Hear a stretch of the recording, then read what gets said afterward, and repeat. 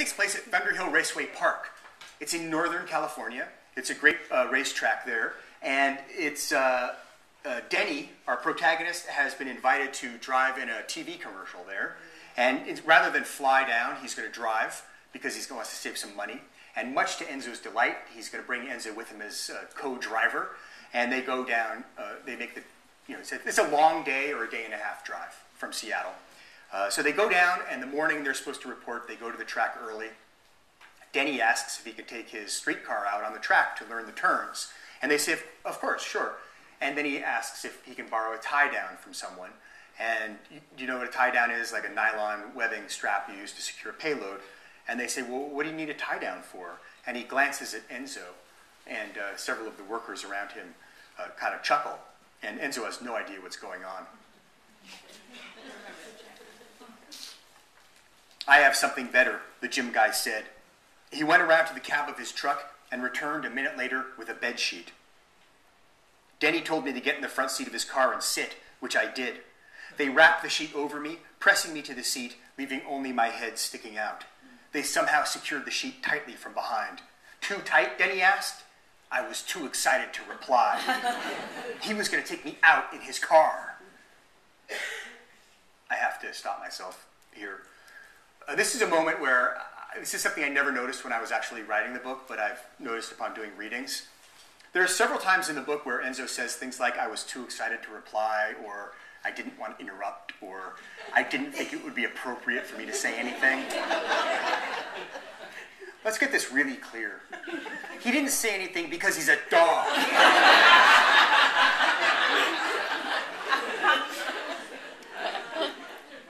Denny walked around to the driver's side. He took his helmet out of the back seat and squeezed it onto his head. He got in the car and put on his seatbelt. 1 bark means slower, 2 means faster. Got it? I barked twice. The paddock at Thunderhill Raceway Park is tucked between 2 long parallel straights. The rest of the course fans out from the paddock area like butterfly wings. We cruised very slowly through the hot pit area and to the track entrance. We're going to take it easy, Denny said, and off we went. Being on a track was a new experience for me. No buildings, no signs, no sense of proportion. It was like running through a field, gliding over a plain. Denny shifted smoothly, but I noticed he drove more aggressively than he did on the street. He revved the car much higher, and his braking was much harder. I'm finding my visuals, he said to me. Turn-in points, braking. Some guys drive more by feel. They get in a rhythm and trust it, but I'm very visual. Around the turns we went. He noted his apexes and exits for my benefit. Down the straights, we picked up speed. We weren't going very fast, maybe 60, but I really felt the speed around the turns when the tires made a hollow, ghostly sound, almost like an owl. I felt special being with Denny on the racetrack. He had never taken me out on a track before. I felt sure and relaxed. Being held firmly to the seat was comforting. The windows were open, and the wind was fresh and cold. I could have driven like that all day. After 3 laps, he looked over at me. Brakes are warm, he said. Tires are warm. I didn't understand what he was getting at. You want to try a hot lap? A hot lap? I barked twice. Denny laughed. Sing out if you don't like it, he said. 1 long howl. He firmly pressed the accelerator to the floor. There is nothing like it. The sensation of speed, nothing in the world can compare. It was the sudden acceleration, not Jim's bedsheet, that kept me pinned to the seat as we gathered speed and flew down the first straight. Hold on now, Denny said. We're taking this at speed. Fast we went, hurtling, faster. I watched the turn approach, scream at us until we were practically past it, and then he was off the accelerator and hard on the brakes. The nose of the car dove, and then I was thankful for the sheet, because without it, I would have been thrown against the windshield. Slow, slow, slow, the brake pads held the rotors as tightly as they could, burning from the friction, the heat being thrown off the calipers, the energy dissipating. And then he cranked the wheel left, and so smoothly but without pause, he was back on the gas, and we were pushing through the turn, the G-forces shoving us toward the outside of the track, but the tires holding us in place. They were not hooting, those tires. No, the owl was dead. The tires were screeching. They were shouting, howling, crying in pain. He relaxed on the wheel at the apex, and the car drifted toward the exit, and he was full on the gas, and we flew out of that turn and toward the next and the next after that. 15 turns at Thunder Hill. 15. And I love them all equally.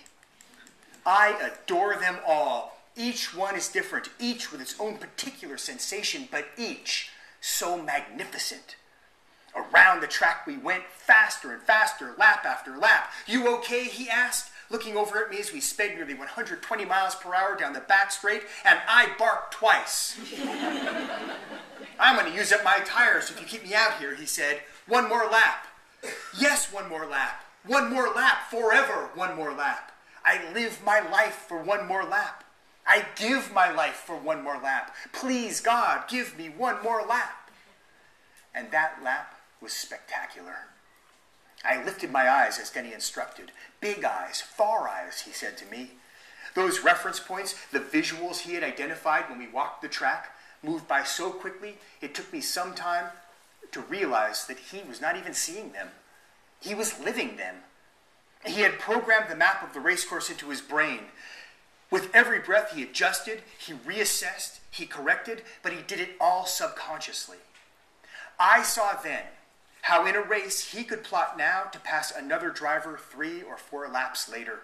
His thinking, his strategies, his mind, all of Denny unfolded for me that day. After a cool-down lap, we pulled into the paddock and the entire crew was waiting.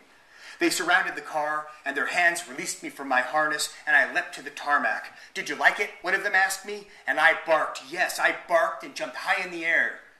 "You were hauling ass out there," Pat said to Denny. "We got a real racer on the set." "Well," Denny explained with a laugh, "Enzo barked twice." They all laughed, and I barked twice again, faster. The feeling, the sensation, the speed, the car, the tires, the sound, the wind, the track surface, the apex, the exit, the shift point, the braking zone, the ride. It's all about the ride. There is nothing more to tell about that trip because nothing could possibly be more incredible than those few hot laps that Denny gave to me. Until that moment, I thought that I loved racing. I intellectualized that I would enjoy being in a race car. Until that moment, I didn't know. How could anyone know until he sits in a car at race speed and takes turns at the limits of adhesion, brakes a hair from lockup, the engine begging for the red line? I floated through the rest of our trip. I dreamed of going out again at speed, but I suspected, as it turned out correctly so, that more track time for me was unlikely. Still, I had my memory, my experience I could relive in my mind again and again. 2 barks means faster. Sometimes, to this day, in my sleep I bark twice because I am dreaming of Denny driving me around Thunder Hill, the 2 of us laying down a hot lap, and I bark twice to say, "Faster! One more lap, Denny! Faster!" There you go.